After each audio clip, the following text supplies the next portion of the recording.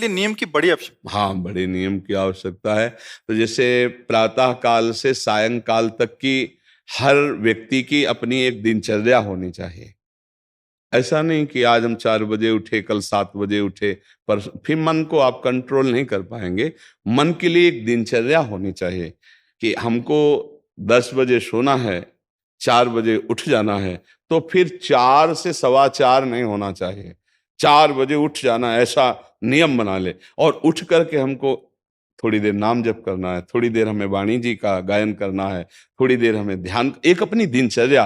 फिर हम अपने संसार के कार्य के नियम, जो संसार के कार्य हैं, उनको भी करते हुए भगवान को समर्पित करें। जैसे जो पद में है, जो आपको राष्ट्र सेवा मिली है, जो आपको समाज सेवा के पद मिले हैं, या आपको जो घर की सेवा के कार्य मिले हैं, उनमें बहुत धर्म पूर्वक आचरण होना चाहिए। अगर आप अधर्म आचरण करते हैं, अपने पद का दुरुपयोग करते हैं, तो आप सुबह जग करके थोड़ा माला चला लीजिए, फिर भी आपका कल्याण नहीं होगा, क्योंकि आप अपने पद का, अपने सेवा का दुरुपयोग कर रहे हैं। जैसे हम जानते हैं कि अधर्माचरण है, ये अधर्मी है, हमें पता है दोषी है, और वो हमको कुछ धन दे देता है, और हम उसको मुक्त करवाने की बात सोचते हैं, और जो निर्दोष है उसको फंसा देते हैं। अब तुम चाहे जितना माला चलाने की कोशिश करो या दान पुण्य करो, वो तुम्हारा अधर्म आचरण, वो अधर्म का धन तुम्हें सतमार्ग में नहीं जाने देगा। नियम लेना चाहिए कि जिस पद में है, जिस धर्म में है, जिस कर्तव्य में है, चाहे कुछ भी हो जाए, हम अपने कर्तव्य से विमुख नहीं होंगे। जितना जप महान है, उतने कर्तव्य महान है। दोनों बातें समझना है। माला फेरा और इसके बाद बेईमानी, अधर्माचरण, इनका कोई नियम नहीं है कि हमें कैसे चलना है, तो वो माला काम नहीं कर पाएगा, क्योंकि उसका तभी सत्य भाव माना जाएगा माला जपला जब धर्माचरण है। धर्माचरण नियम से। बोले वो बड़े कट्टर नियम वाले हैं, उनको घूस नहीं, आप उनको भयभीत करके नहीं काम करवा सकते, प्रलोभन में काम नहीं करा सकते। ये हमारी गृहस्थी है ना, तो गृहस्थी के पालन के लिए धन चाहिए, और धन के लिए हम धर्म को आगे रखें, धन को नहीं। धर्म को, हमारा कर्तव्य क्या, प्रायः जैसे पूज्य बाबा ने कहा, आज हमारे देश में बहुत दुर्दशा हो रही है। दुर्दशा हो रही, क्यों? क्योंकि सब अपनी जगह से गलत हो रहे हैं। अगर अपनी जगह हम ठीक रहे तो हमारी दुर्दशा नहीं होगी। हमारा भजन कम होगा, लेकिन हम धर्म से चल रहे हैं तो हम विजयी होंगे। हम भगवान को प्रसन्न कर सकते हैं, क्योंकि हमें जो कार्य मिला है वो भगवान का ही कार्य, सृष्टि भगवान का कार्य। जैसे नए बच्चे कुछ वकालत पढ़ रहे थे, तो यहाँ के प्रश्न किया था कि हम जानते हैं कि वो दोषी नहीं है, हम जानते हैं कि वो दोषी है, पर दोषी हमें पैसा दे रहा है, तो हम वकालत पढ़ी इसीलिए, हम उसको जिताएंगे, तो क्या कोई पाप है? तो उनका खुला पाप है। बोले नहीं, हमारी कोई ऐसा कंपनी दो, ऐसा कुछ बोले कि हमारी कंपनी को ये सिखाया जाता है, तो हमको तो ये करना ही होगा, अगर नहीं करेंगे तो हमारी वकालत का मतलब क्या रहा? तो नहीं, वकालत का मतलब अधर्मी को मुक्त करवाना नहीं है। वकालत का मतलब अधर्मी के सबूत एकत्रित करके उसको दंड दिलवाना है, और धर्मात्मा को मुक्त करवाना है। अब इसके लिए आपके पास अर्थव्यवस्था अगर कमजोर भी है, तो धर्म व्यवस्था आपकी पूरी है। धर्म व्यवस्था ठीक है तो परिवार स्वस्थ रहेगा, सुखी रहेगा, भगवान आप पर प्रसन्न रहेंगे। अच्छा, फिर हमने तर्क रखा कि जैसे आपकी बहन के साथ कोई गलत व्यवहार करे, वो आपको पता है, और वो आपको 10 लाख रुपया घूस दे, तो क्या आप उसका पक्ष लेंगे? नहीं। तो फिर दूसरी बहन के साथ किया है। अब यहां विचार करना है ना, अपने भाई का अगर कत्ल किए हो, मुझे पता हो कि ये दोषी है, तो क्या हम पैसे से उसको मुक्त करने देंगे? लगेगा कि जान की बाजी लगा देंगे, और तुम्हें हम, ऐसे ही एक गरीब आदमी की किसी ने हत्या की है, तो आपका पक्ष बनता है। पर यह ज्ञान कहां मिलेगा? बिना अध्यात्म के ये ज्ञान तो मिलेगा नहीं। ज्ञान तो इस बात का मिला कि कैसे पैसा कमाया जाए। अच्छा, वो पैसा यदि अधर्म से आया है तो आपकी दुर्दशा कर देगा, आपकी बुद्धि भ्रष्ट कर देगा।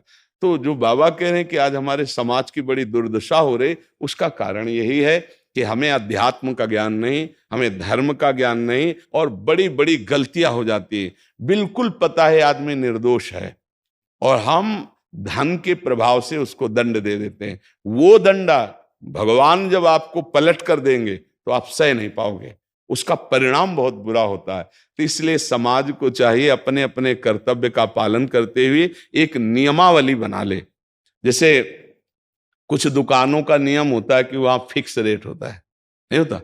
वहां ये नहीं चलेगा कि कसम से कहते हैं कि तुम्हें हम अपना जान करके कि 100 रुपया मीटर ये मिला है, हम बिल्कुल मुनाफा नहीं ले रहे।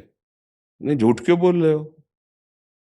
दुकान खोले हो मुनाफा के लिए, झूठ क्यों बोल रहे हो? नहीं लेंगे मुनाफा, हम जितने का लाए हैं उससे मुनाफा लेंगे, पर 120 रुपया मीटर देंगे, कपड़ा बढ़िया है, नाप फिट है, इससे नीचे नहीं उतरेंगे, हमें सफाई देने की जरूरत नहीं है कि हम कसम खाते हैं या ऐसा। हम जानते हो ये बिजली है, दुकान है, नौकर लगे हैं, तो इसका मुनाफा लेने के लिए दुकान खोलें, कोई दान करने के लिए तो नहीं। तो सबको पता है मुनाफा लेगा, लेकिन एक फिक्स दाम, उसे 10-20 रुपया का मुनाफा लेकर के हम उसको बेच रहे हैं। लेकिन झूठ क्यों बोले? बोले झूठ के बिना धंधा नहीं चलता। नहीं, ऐसा नहीं है।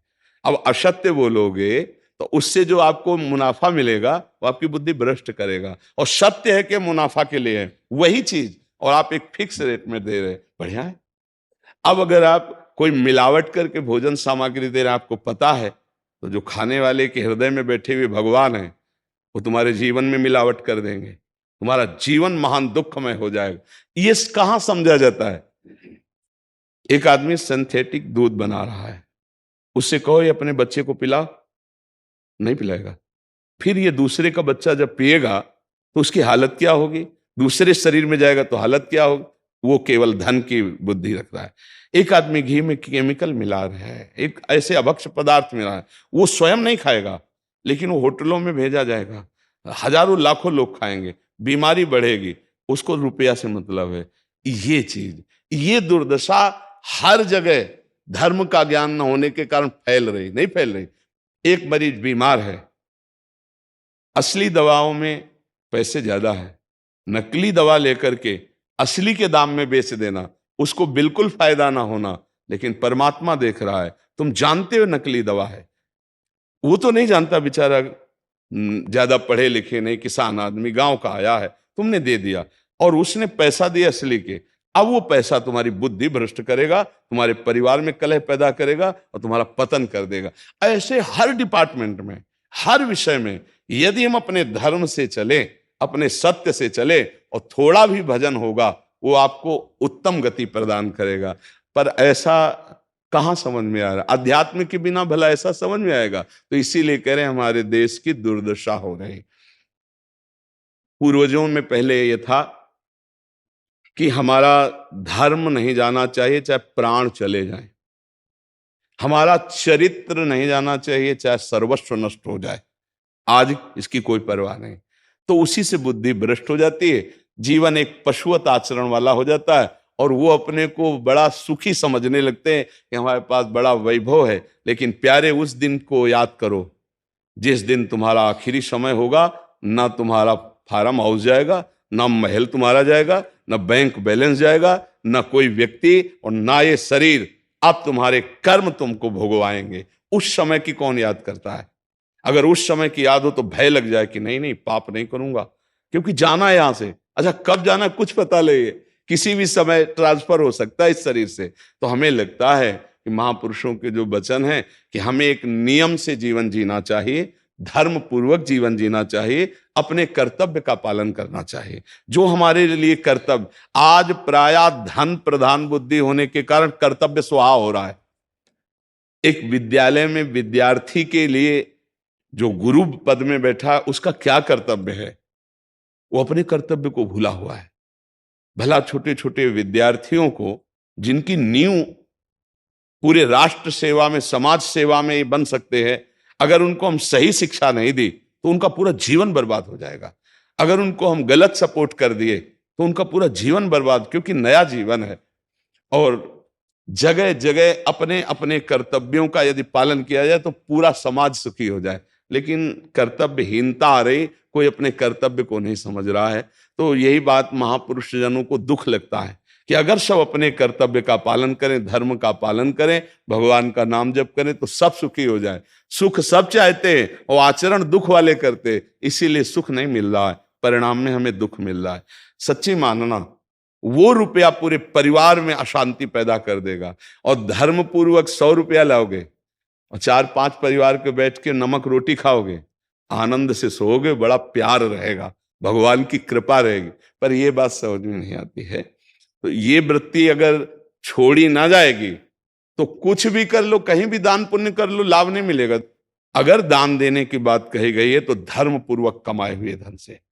अगर आप मेहनत से कमाए हो ना, 10 रुपया दे दोगे ना, तो 10 रुपये का वो आटा ला के अगर 2 रोटी खाएगा तो खूब वजन होगा। और आप 1 लाख रुपया बेईमानी का रख दोगे ना, तो बैठे बैठे वो गंदा ही सोचेगा, वजन नहीं होगा। उसका गंदा सोचना और आपका गंदा करना दोनों मिल करके, उसके कारण भी तो आप बने ना, तो आपका ही पतन हो जाएगा। उसको तो भगवान बचा लेंगे क्योंकि भगवान की शरण में है। तो मुझे लगता है अधर्म के धन से कभी किसी को लाभ नहीं मिलता। तो अपने कर्तव्य का पालन करते हुए यदि नाम जप किया जाए तो बहुत जल्दी हमको लाभ प्राप्त हो जाए। बहुत सुंदर मतलब ये चर्चा होती है, अगर आप लोग इसको धारण कर लें तो निहाल हो जाएंगे। सच्ची कह रहे, ये जो बातें हैं ये बहुत सुंदर जीवन को पुष्ट करने वाली हैं, पर आप धारण कर लें तो बात है। नहीं तो जैसे लाभ दिखाई दे रहा 50,000, तो ये बातें भूल जाओगे, ये बातें अच्छी नहीं लगेंगी। हे यार, बहुत बढ़िया काम घर में आएगा, पर हमारी ये बात ध्यान रखना, वो 50,000 घर में अशांति पैदा कर देगा। सच्ची मानना, आप धर्म से चलना, धर्म से चलोगे तो भगवान तुम्हारी रक्षा में रहेंगे। अधर्माचरण, देखो कैसी कैसी घटनाएं होती हैं। बढ़िया कार है, फिल्मी गाना लगाए चल रहे हैं, और वो एक्सीडेंट हुआ, आग लग गई, बाहर निकल ही नहीं पाए, वो अंदर ही जल गए। क्या हुआ? ये करोड़ों रुपए की कार भूंज दिया तुमको अंदर ही बैठाल के, धू धू करके आग लग गई, अंदर जल। ऐसे जलना चाहते हो या भगवान के आनंद में चिंतन करके शरीर छोटे हो फिर दाह संस्कार हो ऐसे कि सब लोग भगवान के नाम का कीर्तन करते ही जा रहे, फिर आपका अंतिम संस्कार वहां जीवित जल गए? क्या हो सकता है? एक एक पल तुम्हारे कर्म का हिसाब होगा, एक एक सेकंड का। ऐसे कर्म करो कि हमारा अच्छा हिसाब हो, बुरा हिसाब। ये मत समझो कोई देख नहीं रहा, वो देख रहा है जिसको हिसाब कर रहा है, वो देख रहा है। उसके लिए कोई वकील या किसी सबूत की जरूरत नहीं होती, वो सर्वांतर्यामी आपके अंदर बैठे ही देख रहा है। तो सदैव जैसे सत्संग सुन रहे हैं, तो अगर हाथ जोड़ के प्रार्थना है, थोड़ी भी बात मान लोगे तो आप सच्चे सुख के मार्ग में चलने लगोगे। नहीं तो भाई बहुत गंदी हवा चल रही है, माया की बहुत गंदगी ऐसी फैल रही, कलिकाल है ना, कि ये बातें किसी को पसंद नहीं आती। वो बात बताओ कि हम कितना रुपया कमा ले, कैसे कितने भोग भोग ले, और वो अध्यात्म में नहीं है। आपको सच धोखे में मत रहना, अध्यात्म में है। जितना आप धर्म से चलोगे उतना सुखी होगे, और लोक में है जितना धन मिल जाएगा उतना सुखी माना जाएगा। लेकिन वो सुख नहीं है, वो चंद मिनट के लिए हाइलोजन की तरह जलेगा, फ्यूज हो जाएगा। और धर्मात्मा दीपक की तरह जलेगा, पर बहुत काल तक चलता रहेगा। इन बातों का चिंतन कीजिए, खूब नाम जप कीजिए और भगवान के भरोसे रहिए, गंदे आचरण मत कीजिए।